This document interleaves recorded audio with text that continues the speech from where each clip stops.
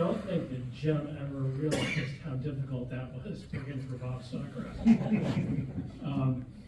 Bob really had a love relationship, and but Jim never said no to anybody.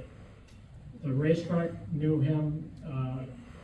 When we talk about family and racing, Jim was the epitome of bringing together all the people in the racing organization, racing family together, and we all operated. So if another team had a problem, Jim was one of the first guys that was there to try to help that team out.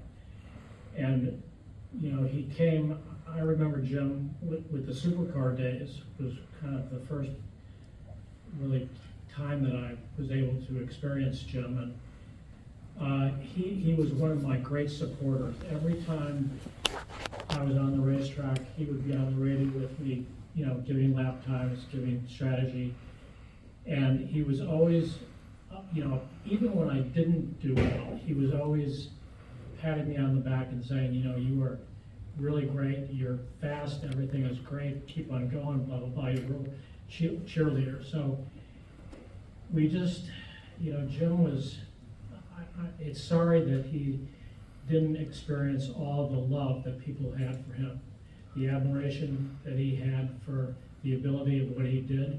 He could fix anything, he understood car dynamics really well, and he was, no task was too great for him to accomplish. He would be so thrilled to see all the people here, idolizing his life and idolizing what he stood for and what he did.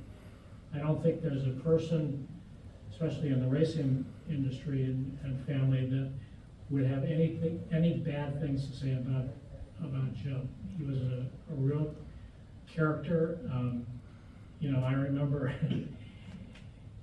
there was no task that was too great or too little for Jim to accomplish. And one of the things that I very distinctly remember, Bob was really a real fanatic about detail. And he had that bus, which Jim spent most of his life trying to fix. And one day I remember I walked into the motorhome, and Jim was in the back where the John was, emptying all the water out of the John because Bob had asked him to polish the porcelain. Why, I don't know. I think he figured that the shit would go down easier on wax porcelain. So yeah, and Jim would never say, no, I'm not going to do that. He would get down there and do it. So as I said, Jim was, his only fault was he didn't know how to say no. And we all love him, and we all miss him, and I'm glad everybody's here. Thank you.